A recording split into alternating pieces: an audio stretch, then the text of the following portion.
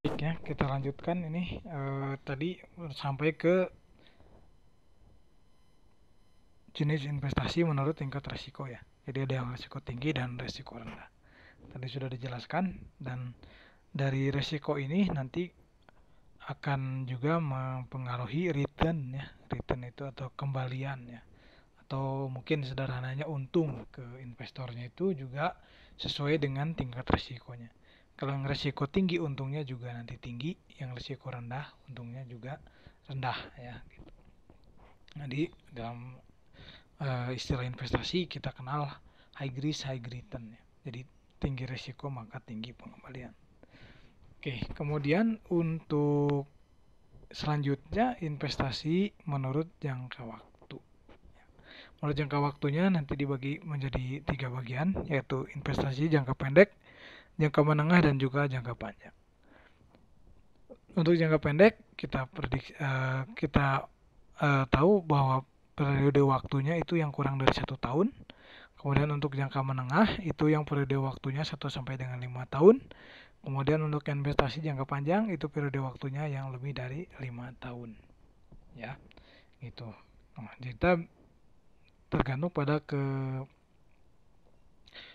kita ya akan diberikan kepada atau digunakan dalam berapa tahun ya investasi kita gitu. Ya, itu tergantung pada kita. Jadi nanti kita investasikan di mana? Di jangka pendekkah, jangka menengahkah atau jangka panjang. Kemudian selanjutnya ini tambahan untuk yang jenis-jenis investasi ya yang populer di Indonesia. Nah, ini yang pertama kita lihat beberapa pengertian investasi tadi udah oleh para ahli ya. Apa itu investasi ya? Investasi adalah kegiatan penanaman modal secara sederhananya gitu ya. Ini ilustrasinya seperti ini. Jadi seperti uang itu disimpan tapi bertumbuh gitu ya. Itu investasi. Kemudian mungkin secara formalnya, definisi formalnya investasi adalah aktivitas menempatkan modal baik berupa uang atau aset berharga lainnya ke dalam suatu benda ya, lembaga atau suatu pihak dengan harapan pemodal atau investor kelak akan mendapatkan keuntungan setelah kurun waktu tertentu. Investasi merupakan salah satu cara untuk melipat gandakan uang atau harta yang kita miliki tanpa perlu melakukan usaha yang lebih ya. Nah, jika dengan berinvestasi kita hanya perlu menanam, jadi dengan berinvestasi kita hanya perlu menanamkan modal dan menunggu dana kita berkembang atau bertumbuh. Oke ya. Kemudian manfaat investasi yang pertama itu akan memperoleh imbal hasil atau keuntungan ini bagi investor ya. Kemudian yang kedua untuk mengembangkan usaha ini bagi emiten atau orang yang meminjam modal. Kemudian selanjutnya jaminan dalam berbisnis, melindungi keuangan dari inflasi ya. Nah, ini melindungi keuangan dari inflasi karena kalau kita simpan uangnya 1 juta itu tahun depan itu udah jadi 900 nilainya. Tahun depannya lagi udah jadi 800 dan seterusnya. Nah, tapi dengan investasi uang kita itu tidak akan terpengaruh oleh inflasi karena misalkan kita investasikan di tanah ya, tahun depan nanti tanah itu nggak turun harganya, naik gitu. Atau investasikan di emas juga seperti itu ya. Nah, atau investasikan di deposito yang ada bunganya yang cukup tinggi atau di obligasi atau di opsi di apapun gitu ya dalam bentuk investasi. Nah, itu akan terhindar dari inflasi. Kemudian yang kelima manfaatnya adalah persiapan untuk dana atau pengeluaran tertentu di masa depan. Itu ya. Jadi nanti kalau kita butuh seperti saya pernah melihat pengamat-pengamat yang tentang logam mulia begitu ya. Nah, tentang emas dan logam mulia. Artinya kalau kita bandingkan logam mulia dengan misalkan biaya kuliah. Ya, biaya kuliah saat ini misalkan kalau kita compare ke emas itu per semesternya katakanlah misalkan eh, 10 gram ya misalkan 10 gram logam mulia dengan 1 gramnya misalkan 900.000, kan 10 gram berarti 9 juta ya. Nah misalkan seperti itu, setahun 9 juta misalkan.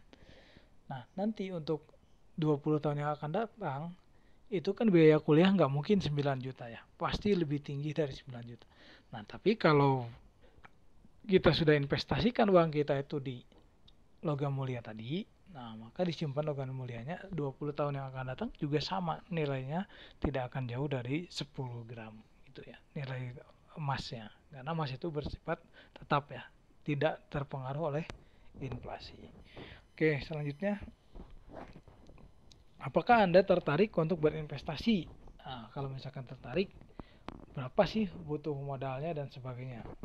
Nah, itu sebenarnya dengan uang 1 juta pun bisa ya. Uang 100.000 pun bisa.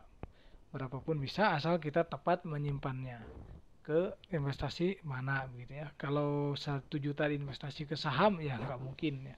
Terlalu kecil. Oke, kita lihat jenis-jenis investasi yang populer di Indonesia. Yang pertama reksadana.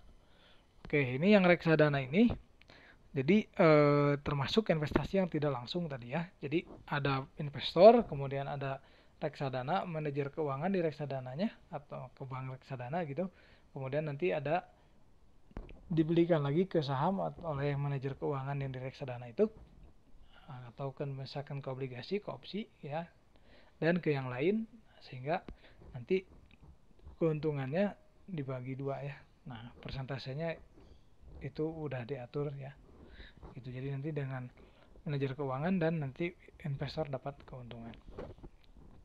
Nah, reksadana ini cocok untuk investor pemula ya. Karena apa? Karena investor di reksadana ini yang mengaturnya itu bukan kita langsung, tapi ada manajer keuangannya gitu ya. Kalau kita pemula, nah kita langsung terjun misalkan di saham, di apa, kan kemungkinan ya, namanya juga pemula, kemungkinan ruginya itu sangat tinggi ya. Tapi kalau kita simpen di reksadana, itu yang mengatur adalah pengelola manajer keuangan reksadana, jadi aman, jadi lebih relatif aman gitu ya, karena mereka yang mengatur. Nah, kemudian untuk reksadana ini juga dananya kecil, jadi bisa dari mulai 100.000, 1 juta dan seterusnya. Salah satu contohnya misalkan obligasi ya, surat utang negara yang di reksadana itu ada yang disebut dengan retail. Oh ya, obligasi retail Indonesia. Misalkan harga aslinya itu 5 juta. Nah, hasilkan harga aslinya 5 juta. Maka dengan reksadana, di reksadana ini dijual si harga obligasi saham, si surat obligasi yang 5 juta itu dipecah misalkan jadi 10 surat-surat lagi. Nah, nanti setiap pemegang surat itu nanti memiliki 1/10 dari surat obligasi yang tadi harganya 5 juta itu. Jadi nanti kita misalkan pada bagi 10 itu kan 500.000 ya. Nah kita punya uang 500.000 berarti bisa punya 1 surat gitu ya. Jadi dipecah-pecah lagi sehingga dananya tuh cukup kecil. Nah itu.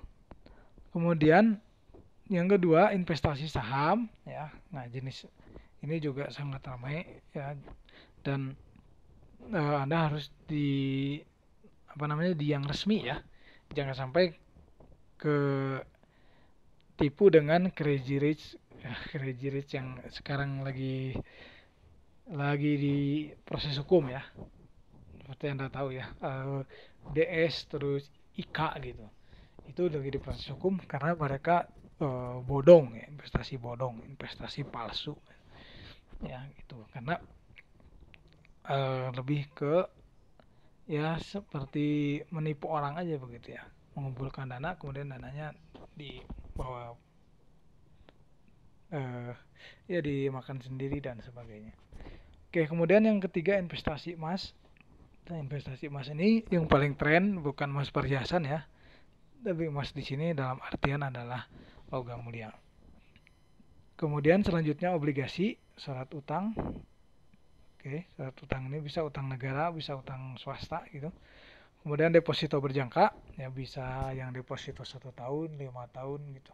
tidak boleh diambil selama 3 tahun atau 5 tahun di bank. Sekarang banyak ya, misalkan Anda punya rencana untuk nikah misalkan ya, setelah lulus kerja kemudian pengen nikah 3 tahun lagi, Anda ikut aja deposito berjangka misalkan 3 tahun. Nah, Anda nabung sejumlah sekian rupiah gitu, nanti dalam waktu sebelum sampai 3 tahun Anda tidak boleh mengambil. Nanti setelah 3 tahun boleh diambil.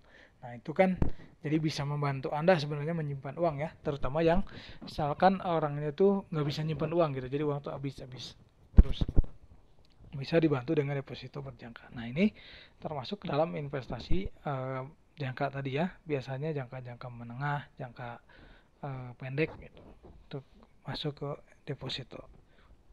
Kemudian investasi properti ya, misalkan dibelikan ke tanah, ke rumah, ya, ke bangunan lain.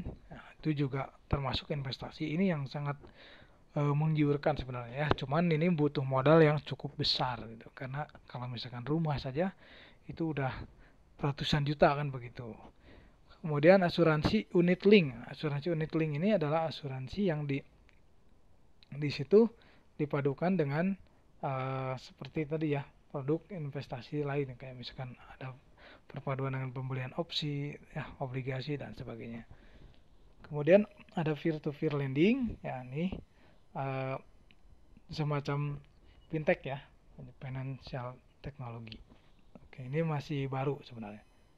Nah ini untuk tambahannya, ini jenis investasi. Silakan Anda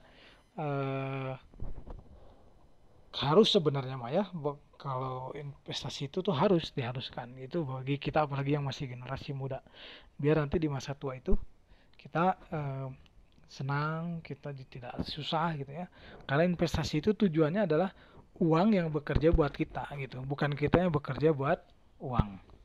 Oke, sekian untuk yang jenis-jenis investasi ini, saya pikir cukup ya. Assalamualaikum warahmatullahi wabarakatuh.